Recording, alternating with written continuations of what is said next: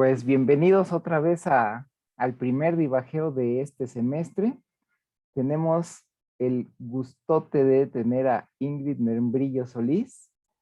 Ingrid, ahorita, bueno, estaba terminando un postdoc en Southampton y afortunadamente ya tiene una placita en la Metropolitana de Londres y nos va a platicar sobre problemas inversos en la teoría espectral de orbifolds. Entonces, Ingrid, te los dejo. Pues muchas gracias, Juan Carlos, y gracias a Oscar y a Jesús por la invitación. Pues para mí es un gusto, un placer dar mi primera plática en la UNAM.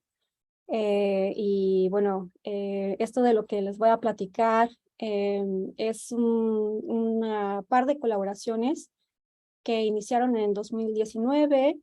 Y bueno, el primer artículo ya salió y es este si tienen por ahí sus teléfonos, lo pueden ver con este código y se llama, y bueno, aquí ya aparece el nombre, y este primer artículo lo hice en colaboración con Katie Gittins, Caroline Gordon, Magda Khalil, Mari Sandoval y Liz Stanhope. Y después, en una siguiente parte, la segunda parte del artículo, se unió al grupo Juan Pablo Rossetti. Entonces, bueno, ahorita antes de entrar en detalles, me gustaría hablarles un poco de la motivación detrás de este tema. Y bueno, pues de manera general o a grandes rasgos podemos decir que los orbifolds de alguna manera van a generalizar a las variedades. Y estos orbifolds van a tener singularidades que están bien estructuradas y las cuales van a estar asociadas a ciertas acciones de grupos. Y pues bueno, como en el caso de las variedades diferenciales, pues los orbifolds también pueden ser equipados con estructuras riemannianas que les van a permitir, vamos a poder definirles operadores diferenciales sobre ellos. Y bueno, en esta plática, este símbolo spec-PO va a denotar el P-espectro o el conjunto de eigenvalores del operador de Hodge-Laplace para P-formas diferenciales en orbifolds. Y bueno, esto a lo mejor pues es nuevo o no es muy conocido, pero ya lo veremos más adelante de qué se trata. Y bueno, la idea entonces es que en esta plática quisiera hablar de problemas inversos que entran dentro de lo que se conoce como geometría espectral. Entonces, en geometría espectral, pues lo que nos preguntamos es decir, bueno, tenemos ciertos datos espectrales asociados a un objeto geométrico, y quisiéramos saber qué cosas, si esos datos espectrales son suficientes para poder conocer la forma, la geometría, por ejemplo, de esos objetos. Entonces, bueno, en el caso de orbifolds, aquí tenemos algunas preguntas, como puede ser, quisiéramos saber si el P-espectro o los P-espectros de Hodge, del operador de Hodge-Laplace, pueden detectar y distinguir también las singularidades de los orbifolds, porque como ya decíamos, los orbifolds pues se caracterizan por tener estas singularidades bien estructuradas. Y de una manera, digamos, una pregunta muy similar sería la siguiente, y quisiéramos saber si puede existir una variedad y un orbifold con singularidades y un entero P tal que los P espectros de ambos coincidan. Y finalmente, pues una tercera pregunta sería, pues quisiéramos saber qué tanta información geométrica y topológica del orbifold va a estar contenida dentro del espectro. Entonces, estas son, digamos, como nuestras motivaciones, las cuales vamos a retomar un poquito más adelante en la presentación. Entonces, bueno, de manera general, el plan va a ser el siguiente. Vamos a empezar hablando sobre lo que son los orbifolds y los orbifolds riemannianos. Vamos a dar unas definiciones y algunos ejemplos. Después, en la segunda parte, vamos a ver un poco acerca de la teoría espectral de estos orbifolds, cómo se define el operador de Hodge-Laplace para variedades y para orbifolds. Y también vamos a ver un poco acerca de que los invariantes del calor asociados al espectro de Hodge-Laplace. Y al final vamos a ver algunos resultados a estos problemas inversos de los que platicaba. Entonces, bueno, pues para empezar, pues, ¿qué son los orbifolds? Entonces, como ya les comentaba, los orbifolds son, los podemos pensar como generalizaciones de variedades, y al igual que las variedades, pues los podemos describir de manera local a través de cartas. Y bueno, en este caso, las cartas locales van a contener un poquito más de información que en el caso de variedades. Y bueno, la información es la siguiente. Entonces aquí vamos a tener tres objetos, U, Pi y GU. Entonces U va a ser un conjunto abierto en X, donde X es un espacio topológico segundo numerable y Hausdorff. Bueno, aquí también vamos a tener U tilde va a ser un abierto en R en un espacio euclidiano. GU va a ser un grupo finito que va a actuar de manera efectiva sobre U tilde. Y Pi va a ser un mapeo de U tilde a U, que va a inducir un homeomorfismo o difeomorfismo entre U y el cociente de U tilde por la acción de GU.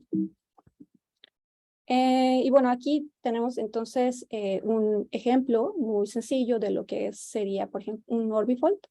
Entonces, bueno, aquí el espacio topológico sería una esfera, y bueno, esta esfera en este caso va a tener un piquito que va a ser nuestra singularidad. Y bueno, localmente la manera de modelar una vecindad alrededor de este punto X es, por ejemplo, si tomamos este disco abierto y tomamos la acción de una rotación, y bueno, en este caso un levantamiento de X es este punto X tilde, es el único levantamiento, y bueno, este punto X tilde va a estar fijo por la acción de esta rotación. Entonces, bueno, este es como un ejemplo de una carta en el orbifold. Y bueno, definimos el grupo de isotropía de cualquier punto X en el orbifold como el conjunto de todos los elementos o el grupo formado por los elementos en el grupo local GU, tales que fijan un levantamiento de ese punto. Entonces aquí, por ejemplo, tenemos que en este caso el grupo de isotropía del punto X es el grupo de los enteros módulo 2 que está generado por esta rotación. Y bueno, un punto singular de un orbifold es un punto tal que su levantamiento va a tener una isotropía, bueno, el X tilde va a tener una isotropía no trivial, o sea, el grupo de isotropía de ese punto es el no trivial, y en este caso, pues X es el único punto singular en este ejemplo, y los puntos que no son singulares se llaman regulares. Y los orbifolds los podemos dividir en dos tipos, los orbifolds buenos y los orbifolds malos. Los orbifolds buenos son aquellos que podemos construir como cocientes de variedades por acciones de grupos discretos que van a tener cuya isotropía es finita. Y de otro modo, si no podemos encontrar o describir a los orbifolds de esta manera, vamos a decir que ese orbifold es malo. Y bueno, nada más aquí una anotación que, bueno, en general todos los orbifolds van a ser descritos como cocientes de variedades por acciones de grupos, pero obviamente en el caso de los orbifolds malos, pues no van a cumplir con, no van a ser, por ejemplo, grupos discretos. Y bueno, igualmente que en el caso de las variedades, vamos a poder definir una estructura riemanniana sobre el orbifold, de manera que vamos a asignar localmente una métrica riemanniana que va a ser GU invariante sobre las cartas locales. Entonces aquí pues igual vamos a requerir particiones de la unidad para definir globalmente la estructura riemanniana sobre todo el orden. Y bueno, ahora si tenemos un elemento en el grupo de isotropía de un punto X, este elemento va a definir un mapeo lineal invertible sobre el espacio tangente a un levantamiento de ese punto, que digamos es el punto X tilde. Y esto va a generar una representación en el inyectiva, en el general lineal, que va a ser de ese grupo, que va a ser único salvo conjugación. Y bueno, hay un resultado por ahí de grupos que nos dice que Los grupos de, las clases de conjugación del general lineal están en correspondencia 1 a 1 con las clases de conjugación, bueno, de los grupos finitos en el, en el ortogonal. Entonces, básicamente, esto quiere decir que podemos ver a los grupos de isotropía como elementos en el grupo ortogonal o como matrices, pues. Y bueno, el tipo de isotropía de un punto en el orbifold se define como la clase de conjugación del grupo de isotropía en ON. Entonces, bueno, esto va a ser importante más adelante. Entonces, algunos ejemplos, bueno, pues ya decimos que como los orbifolds de alguna manera generalizan a las variedades, pues los orbifolds más simples van a ser las variedades mismas, los cuales obviamente pues no van a tener puntos singulares. El ejemplo que ya vimos, que es el de la gota o el teardrop, entonces aquí igual ya vimos la descripción, el grupo de isotropía de ese punto, del punto X, va a ser los enteros módulo 2, y bueno, en este caso va a ser un orbifold malo, pero por ejemplo creo que lo podemos construir como un cociente de, bueno, no localmente, como el cociente de S3 por la acción de, de una esfera. Dos-dimensional. Entonces, bueno, en este caso, bueno, ahora en el caso del cuadrado, este es un orbifold bueno y eso lo podemos describir como el cociente, por ejemplo, del toro por la acción de los enteros módulo 2 cruz los enteros módulo 2.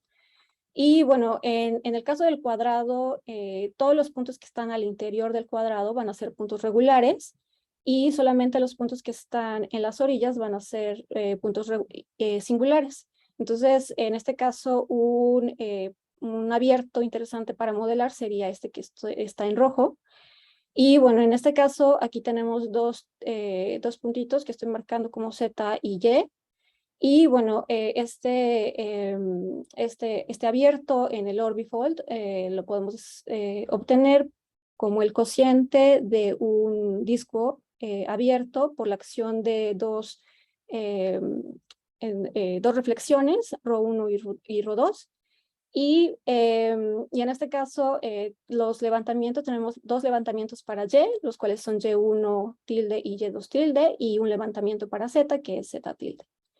Y en este caso, el grupo generado por estas dos reflexiones va a ser Z módulo 2 cruz Z módulo 2. Y la isotropía, este grupo coincide con la isotropía de Z, y la isotropía de Y, pues nada más va a ser el generado por la reflexión ρ2 que está fijando a estos dos levantamientos. Y bueno, finalmente les muestro este ejemplo que es un balón de americano o el spindle. Y este, por ejemplo, también va a tener dos puntos singulares y bueno, que los podemos también modelar como un abierto aquí alrededor de esos puntos singulares. Puede ser descrito como el cociente de discos por la acción de rotaciones. Y este spindle va a ser bueno solo si los dos grupos locales son isomorfos. Entonces, si son isomorfos, por ejemplo, los podemos ver como acción, el cociente, este orbifold puede ser visto como el cociente de la acción de un grupo finito sobre una esfera dos-dimensional. Y bueno, otra de las cosas importantes en el caso de los orbifolds, pues son las estratificaciones, o sea, la manera en la que nosotros vamos a estructurar a los orbifolds es a través de esto que se conocen como estratos. Y bueno, ¿cómo los definimos? Pues el tipo de isotropía que ya vimos, que es simplemente la clase del grupo de conjugación del grupo de isotropía de un punto en ON, este tipo de isotropía va a definir una partición del orbifold en subvariedades que vamos a llamar estratos. Y dado un estrato, pues el tipo de isotropía de ese estrato va a ser el tipo de isotropía de cualquier punto en N. Y bueno, aquí nada más una definición un poquito técnica que la vamos a necesitar más adelante en la plática. Entonces decimos que dado un estrato N, vamos a definir como isomax de ese estrato como el conjunto de elementos en el grupo de isotropía de N, tales que el espacio tangente a N tilde, un levantamiento de N, es precisamente el conjunto de puntos fijos por este mapeo en el tangente de X tilde. Y bueno, en este caso decimos que un estrato N es singular si el grupo de isotropía no es trivial y va a ser primario si este conjunto isomax no es vacío. Entonces isomax en general nunca va a ser un grupo, simplemente va a ser un conjunto. Y un ejemplo, entonces, de esta estratificación lo tenemos aquí. Entonces, este orbifold está formado por 4 estratos, los cuales están denotados como W, X, Y y Z. Y el estrato W es el estrato que contiene puntos regulares. Entonces, el estrato de puntos regulares va a ser una variedad abierta y conexa en el orbifold. Y en este caso, los estratos singulares pues, van a tener diferentes grupos de isotropía y asociados. Y bueno, aquí, por ejemplo, ya podemos ver que, pues, cómo están generados estos grupos y los correspondientes isomax para cada uno de esos estratos. Bueno, esto fue entonces un poco acerca de lo que son una introducción brevísima a lo que son los orbifolds. Entonces ahora vamos a ver un poco acerca de la teoría espectral, que lo que ahora nos interesa entonces ver es qué es el operador de Hodge-Laplace y también nos interesa saber qué son los invariantes del calor asociados al operador de Hodge-Laplace. Entonces, bueno, para empezar, vamos a ver algunas definiciones también un poco técnicas que necesitamos para ver esta definición. Bueno, antes de esto, hay que nada más recordar que, bueno, el operador de Hodge-Laplace es una generalización de el laplaciano, que normalmente nosotros conocemos cuando trabajamos en cálculo vectorial, en RN, en donde el laplaciano se define como la divergencia del gradiente de una función. Y bueno, en este caso eso es para RN, después si se generalizó para variedades y se llamó el operador de Laplace-Beltrami, y entonces también se define para un operador sobre funciones. Y después, más generalmente, usando la teoría de Hodge, se generalizó a formas diferenciales sobre variedades y ahora también lo veremos para órbitas. Entonces, bueno, dada una variedad M para cada elemento en los naturales, va a existir un operador que actúa sobre P formas diferenciales, el cual va a ser llamado a la derivada exterior. Y este satisface estas propiedades. Entonces D es lineal sobre R, satisface algo así como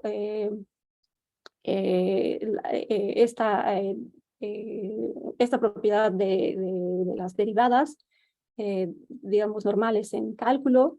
Y también tenemos que, si tenemos una composición, esta composición va a ser siempre cero. Y si aplicamos esta diferencial a cero formas o funciones, esta va a coincidir con la diferencial de funciones suaves que también normalmente describimos en cálculo. Y bueno, esta derivada exterior entonces manda P formas diferenciales a P más 1 formas diferenciales y localmente la podemos describir de esta manera. Entonces aquí pues igual entra todo lo que es el álgebra exterior y demás. Pero bueno, ahorita no nos metemos demasiado en cuestiones de cómo definimos localmente para no ser más tedioso esto. Entonces, bueno, ahora para poder definir el operador de Hodge-Laplace necesitamos entonces este teoremita que nos dice que si tenemos una variedad de dimensión D que es orientada, entonces para cada P existen operadores únicos, estrella, que van a mandar P formas diferenciales en D menos P formas diferenciales y van a estar aquí definidos por esta identidad. Aquí tenemos el producto interno en este espacio. Y aquí tenemos, esta es una D forma en la variedad, ¿no? Es una forma del volumen. Pero de hecho, esto también puede ser más general, se puede definir también para variedades no orientables, tomando densidades. Pero bueno, aquí nada más lo presento para variedades orientables. Y bueno, como definición, entonces, decimos que vamos a definir el operador codiferencial que manda P formas en P menos 1 formas diferenciales. Entonces, el operador diferencial manda P formas en P más 1 formas y este va a mandar P formas en P menos 1 formas y satisface esta identidad, la cual está definida usando otra vez el operador estrella de Hodge. Y bueno, esta definición se extiende a funciones suaves de esta manera. Y ahora sí, después de ver esa parte un poco técnica, entonces ahora sí podemos ver cómo se define el operador de Hodge-Laplace. Entonces, sea M una variedad de dimensional cerrada, entonces para cada P entre 0 y D vamos a definir el operador de Hodge-Laplace que actúa mandando P formas diferenciales en P formas diferenciales de esta manera. Entonces, como esta composición del operador diferencial y el operador codiferencial. Y bueno, este teorema nos dice que las isometrías van a conmutar con el operador de Hodge. Y esta proposición, este resultado nos permite definir de manera local al operador de Hodge para orbifold. Entonces, bueno, localmente una forma diferencial omega en un orbifold es una forma diferencial GU invariante en un levantamiento, aquí debería de ser útil D.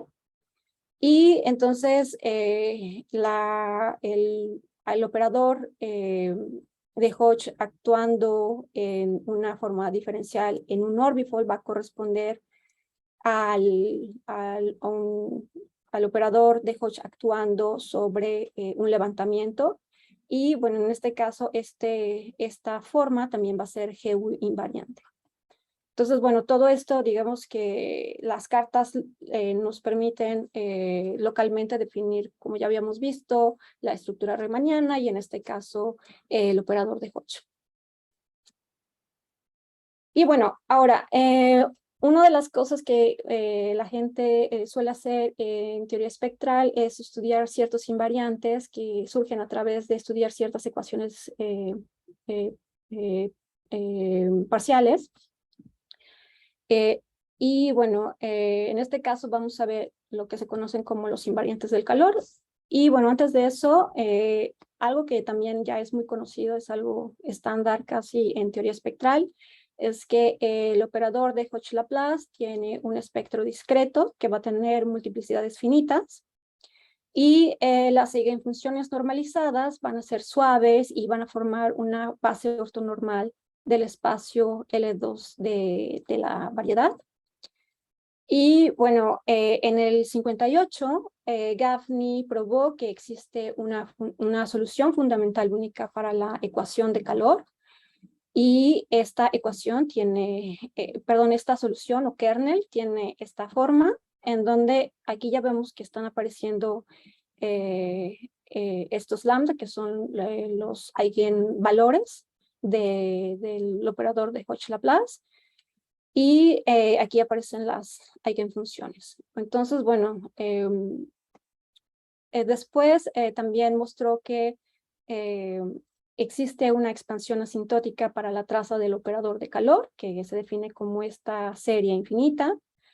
cuando t tiende a 0 por la derecha. Entonces, para tiempos chiquitos, vamos a ver que esta traza tiene esta forma donde van a aparecer esta serie en estas sumas en potencias de t, y aquí estos coeficientes son integrales sobre m, los cuales son llamados los invariantes del calor del operador de Hodge-Laplace.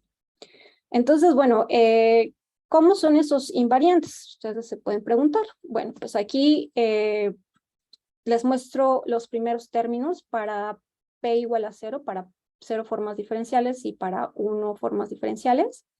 Entonces, por ejemplo, para A00, esto simplemente es el volumen. Eso quiere decir que el espectro de Hodge-Laplace nos da información acerca del volumen de la variedad, ¿no? Y el 0 espectro. Y bueno, el 1 espectro nos da información acerca también del volumen, y bueno, en este caso el primer invariante es el volumen veces la dimensión de la variedad.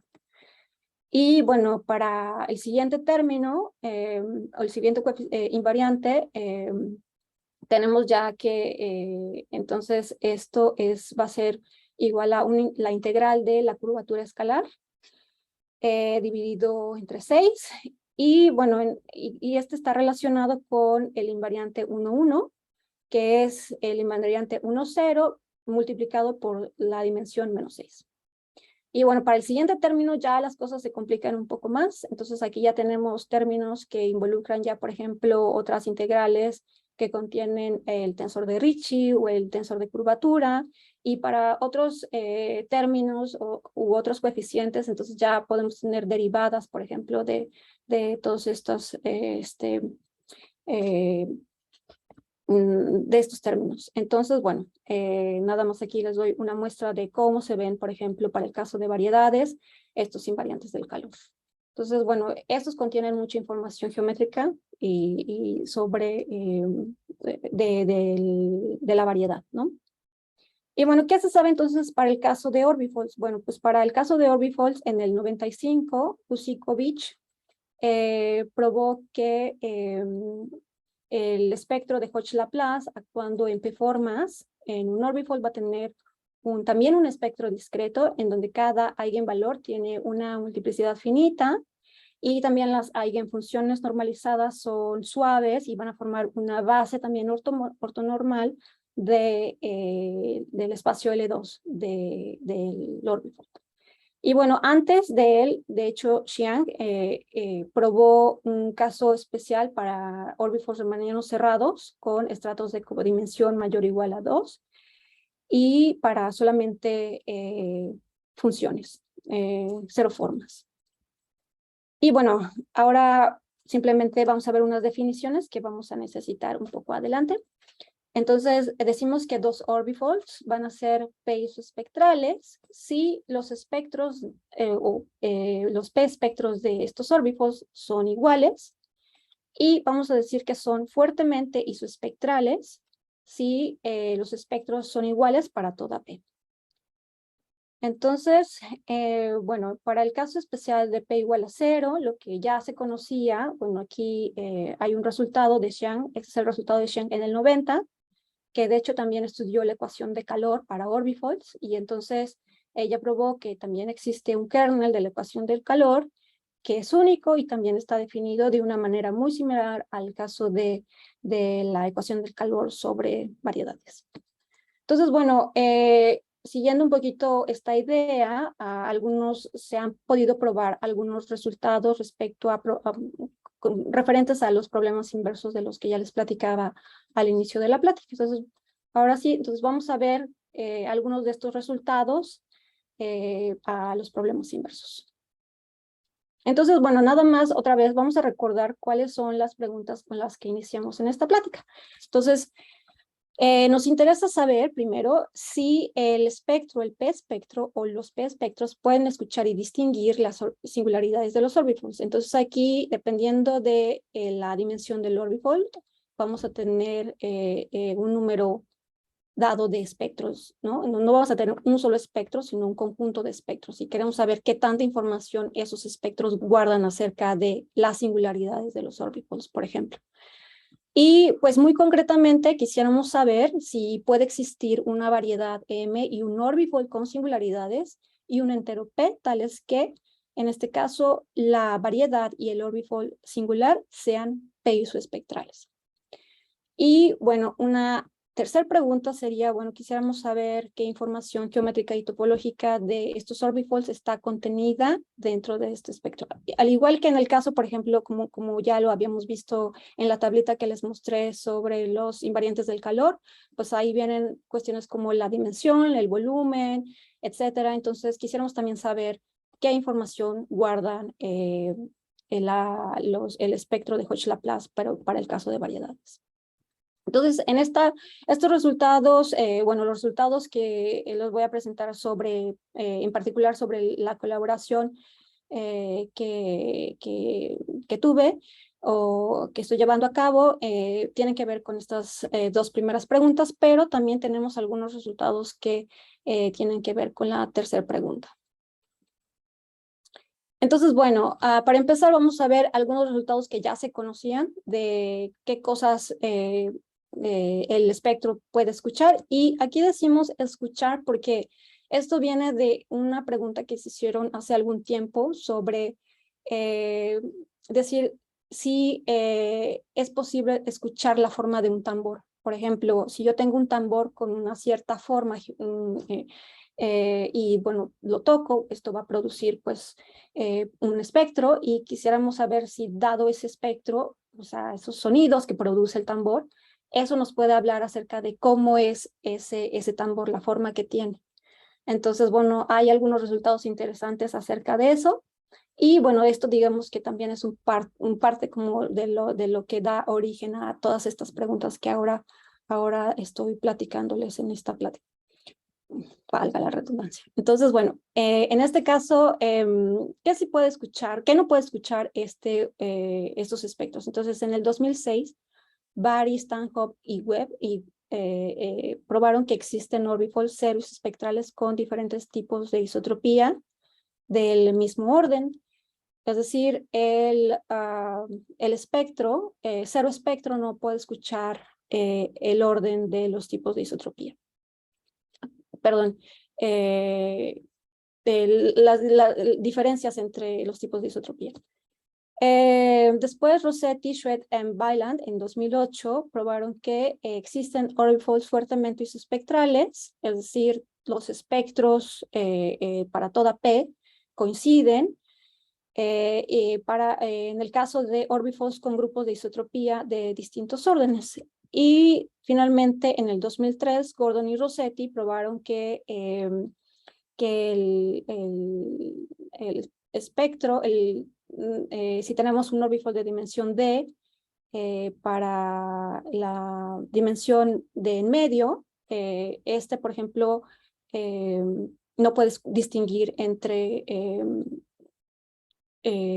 orbifolds y variedades riemannianas, ¿no? Entonces, bueno, estos son algunos resultados de cosas que no se pueden, o cosas negativas sobre resultados negativos a los problemas inversos. Resultados positivos, o sea, ¿qué sí puede escuchar? ¿Qué sí podemos escuchar a través del espectro? Entonces, bueno, en el 2003, Gordon y Rossetti probaron que si tenemos, por ejemplo, una orbifold y una variedad que comparten el mismo cubriente, el cual es una variedad homogénea, entonces el orbifold y la variedad no pueden ser cero isoespectrales. En el 2010, Sutton probó que si el orbifold y la variedad tienen cubiertas finitas, ceros espectrales, entonces no pueden ser ellos mismos ceros espectrales. Y en 2008, Dearden, Gordon, Greenwald y Webb probaron que si el orbifold contiene un estrato primario singular de codimensión impar, entonces no puede ser cero isoespectral a una variedad. Esto es lo que conocemos como el teorema de la paridad. Y básicamente este teorema lo pudieron probar realizando una expansión asintótica de la traza del calor para funciones sobre, bueno, para el operador de Laplace sobre funciones. Y digamos que compararon cómo era esa expansión, los términos de la expansión asintótica para variedades y para orbitals. Entonces, por ahí se dieron cuenta que habían términos que no aparecían o que aparecían extra en el caso de los orbitals, satisfaciendo estas condiciones, y entonces eso ya les decía que entonces el espectro sí podía detectar diferencias entre una variedad y el orden. Entonces, bueno, sin embargo, en este caso, aunque este resultado realmente da varios, soluciona o da respuesta a varios casos, en el caso particular de dimensiones bajas, si vemos el resultado, no nos dice nada acerca de orbitals dos dimensionales con estratos singulares de dimensión 0, y tampoco nos dice nada acerca de orbitals de dimensión 3 con estratos de dimensión 1. Entonces, la idea de la colaboración era decir, bueno, quizás no es suficiente o a lo mejor es difícil saber si el cero espectro nos puede dar información sobre si puede distinguir entre un orbifold y una variedad. Entonces lo que quisimos hacer fue decir, bueno, vamos a ver si otros P espectros, para otros P es posible usar esa información para poder distinguir a un orbifold de una variedad. Y bueno, la idea entonces de ahí fue de manera análoga a lo que hicieron Driden, Greenwald, Gordon y Webb. Desarrollamos una expansión asintótica de la traza del calor para, bueno, en la ecuación, usando la ecuación del calor para P formas diferenciales sobre orbifolds. Y esta traza tiene, o esta expansión asintótica de la traza tiene esta forma. Entonces aquí vemos que hay contribuciones de las partes de los puntos singulares y las partes de los puntos de variedad. Entonces aquí estos dos términos, este término I corresponde exactamente a una expresión que es el de la expansión asintótica para el caso de variedades. Entonces, estos términos AJP corresponden a los invariantes del calor para variedades.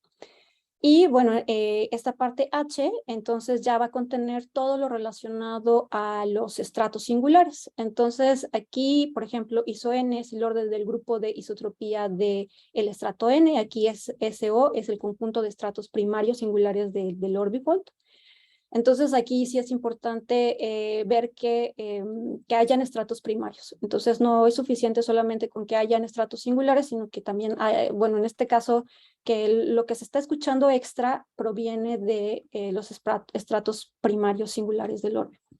Y bueno, entonces vamos a ver qué es este otro término IPN. Entonces, bueno, este término corresponde a esta suma infinita, en donde aquí estos términos B, PJ están dados como estas funciones, en donde tenemos aquí ya involucrados a, por ejemplo, los elementos de isomax. Y bueno, si podemos reescribir de manera más compacta esta expansión, podemos ver que entonces tenemos una forma, esta expansión tiene esta forma, en donde van a aparecer, por ejemplo, potencias de semienteros, ¿no? Entonces, bueno, aquí estos CJP, estos términos van a ser los coeficientes, los invariantes de calor para un orbifold, que en el caso de una variedad, estos tendrían que coincidir con los coeficientes AJP, ¿no? Entonces, bueno. Y en 1976, Donnelly y en el 1977, Patodi probaron que para J igual a 0, estos términos misteriosos B, PJ, tienen esta forma, en donde aquí esto es la traza TR gamma, es la traza de gamma. Entonces gamma otra vez lo podemos ver como una matriz en ON, Y aquí este es el determinante de la matriz de identidad de dimensión, la codimensión del estrato N. Y aquí A es la acción de gamma sobre el complemento ortogonal de N tilde, N tilde, ¿no? Entonces, bueno.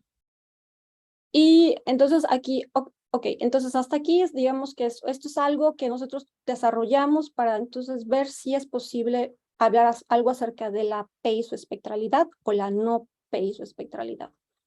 Entonces, o ver si los datos espectrales pueden ayudarnos a distinguir orbifolds de variedades.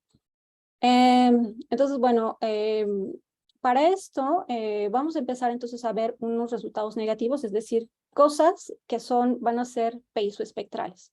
Entonces, para ello vamos a tratar de construir orbifolds a través de grupos que tengan grupos de isotropía que estén dados por acciones por reflexión.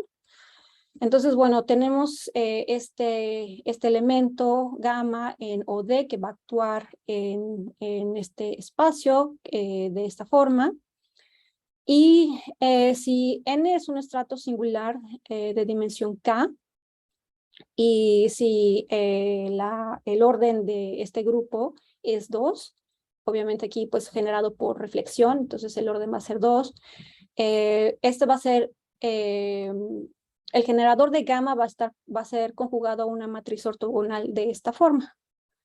Y bueno, en este caso, la traza de esta matriz va a estar dada por esta expresión, en donde nos dimos cuenta que esta expresión corresponde a una, bueno, coincide con la definición de lo que se conoce como el polinomio de Kraut-Choque. De hecho, yo no conocía esos polinomios y nos dimos cuenta que de hecho hay mucha información, hay literatura sobre esos polinomios y bueno, los ceros de los polinomios y demás. Entonces, bueno, entonces en este caso es interesante ver que de ahí nosotros podemos reducir la expresión que teníamos anteriormente. Bueno, aquí recordar que nos interesa ahorita ver quién es este B0P. Y, y esto ahorita, entonces, decimos que B0P es 0, sí, solo si K coincide, es igual a la condimensión de N y es un 0 de este polinomio de Kraut-Choque. Entonces, bueno, esto quizás no tiene mucho sentido ahorita para ustedes, pero lo que sigue quizás ya les dé una idea de por qué estamos haciendo estos cálculos. Entonces, bueno, para esto voy a dejar nada más esto como un remark. Ver que dada lo que ya sabíamos aquí de esta expresión dada por Donnelly y Patodi, para el caso de reflexiones pudimos ver que podemos obtener algo de esta forma.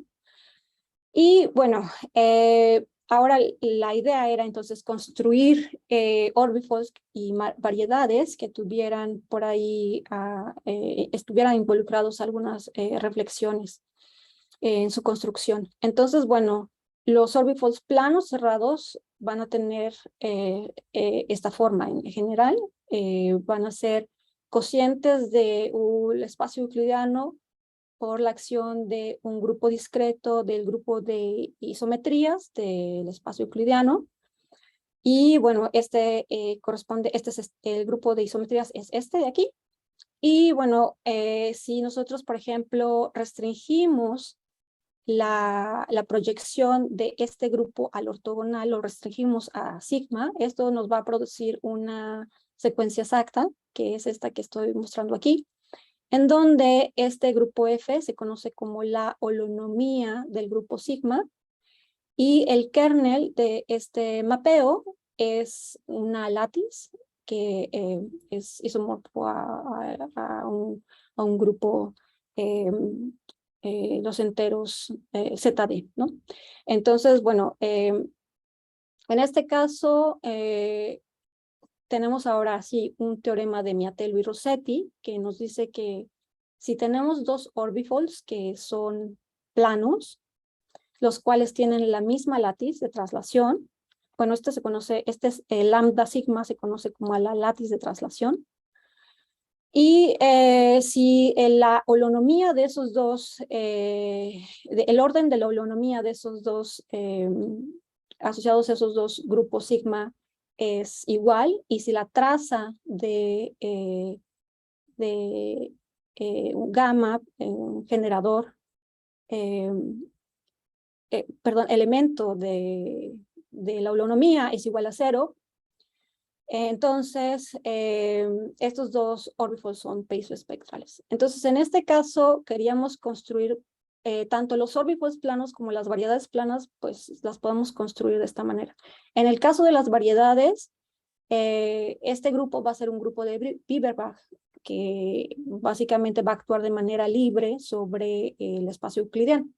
Entonces, y en el caso de un orbifold, pues la acción no va a tener, ya no va a ser libre.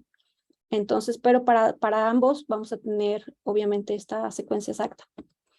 Entonces, bueno, eso ahora, regresando a lo que estábamos viendo anteriormente, vemos que aquí tenemos, ahora lo que queremos es construir grupos, o bueno, orbifolds, cuya holonomía está dada por la reflexión, y bueno, aquí una látiz, ¿no?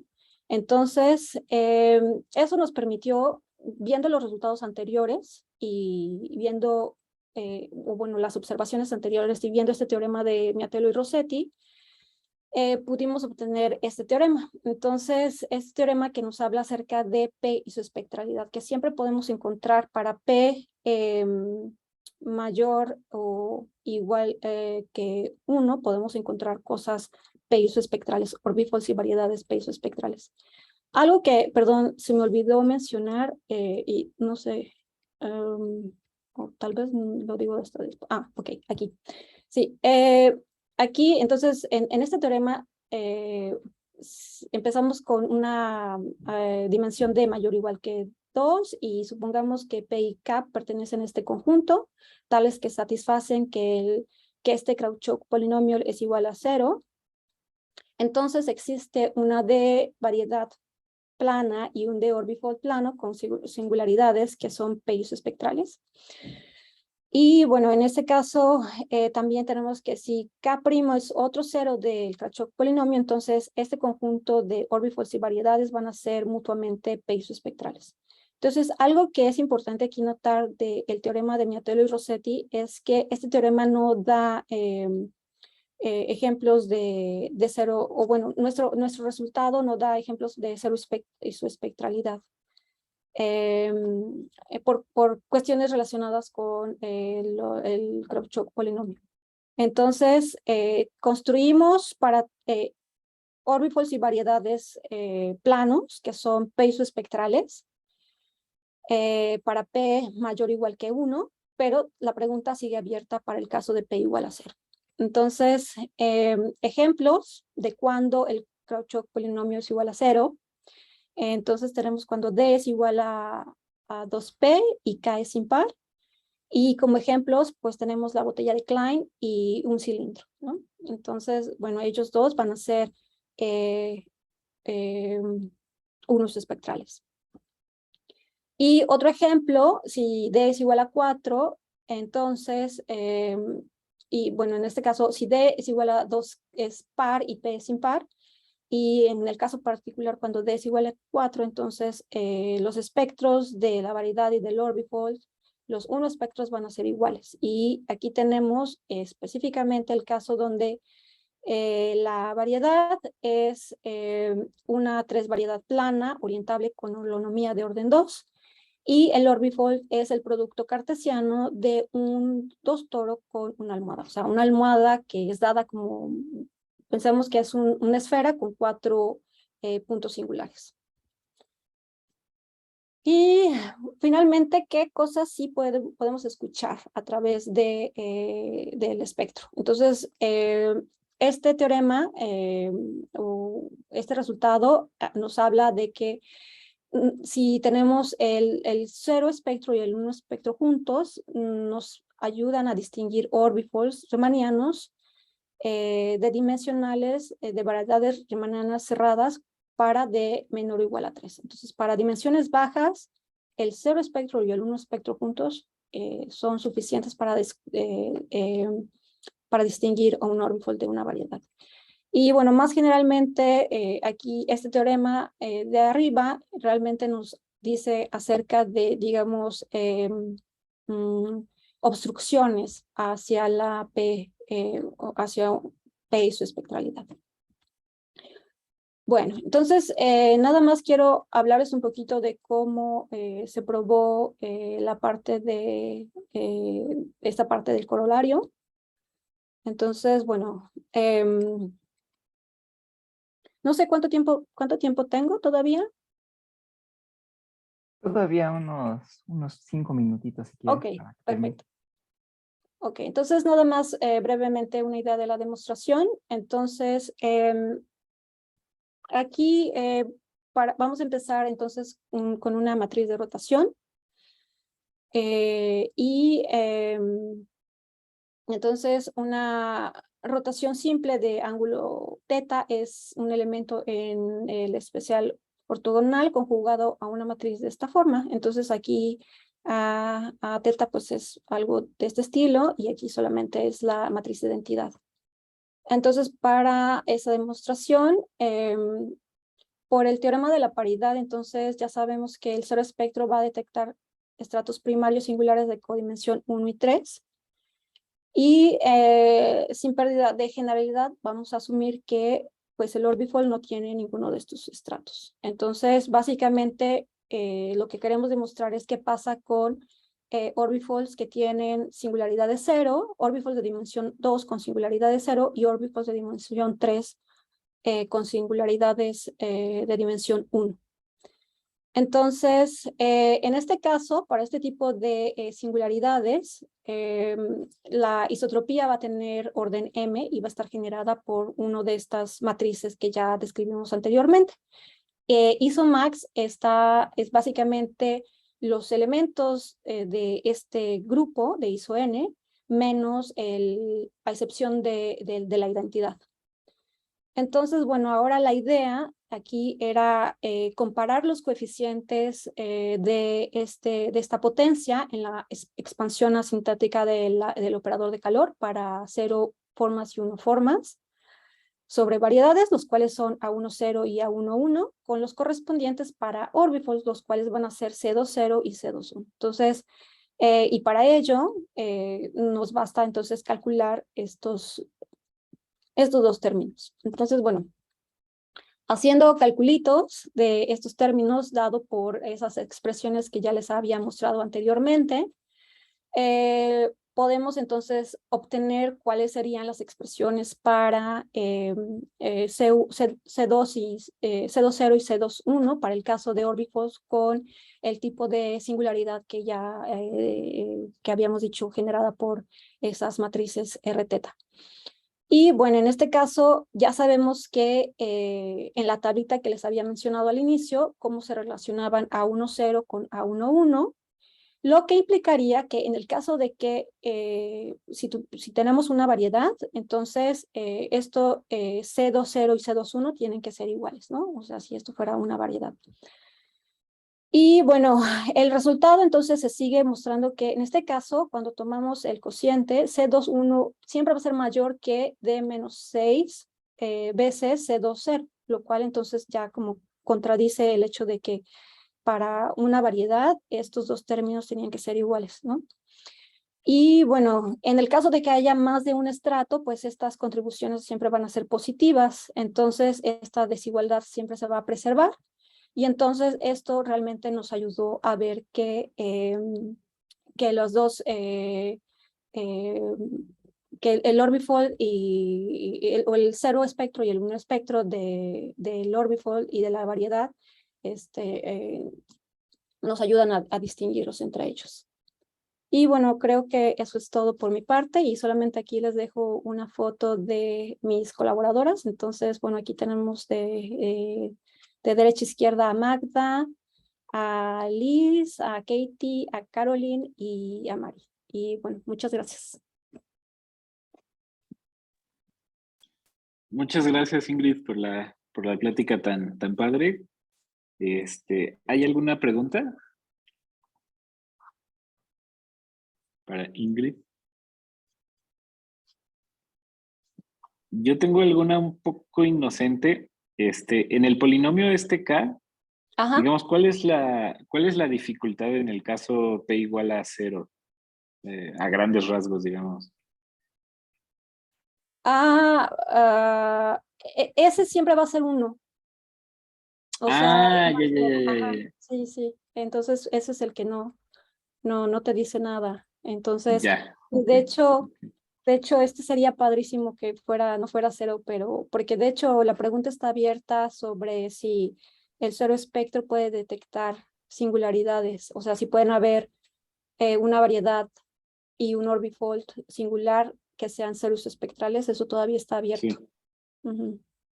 O sea, potencialmente sí podría haber variedades y orbifolds con el mismo cero Sí, espectro. sí. Ok, Ajá. ok. Muchas gracias. Creo que hay otra pregunta por ahí de Carlos. Ah, sí, muy bonita tu plática, Ingrid, muy iluminadora, porque no, yo justamente quería ver más de estos problemas espectrales y demás cosas. Ujú. Ahí, ¿puedes poner la diapositiva donde están tus invariantes? Ah, sí. Porque me Ah, parece que estaba, uno de los invariantes era la curvatura escalar, ¿verdad? sí. Este, y bueno, estabas diciendo que habían salido otras cosas todavía más complicadas y no sé qué tanto.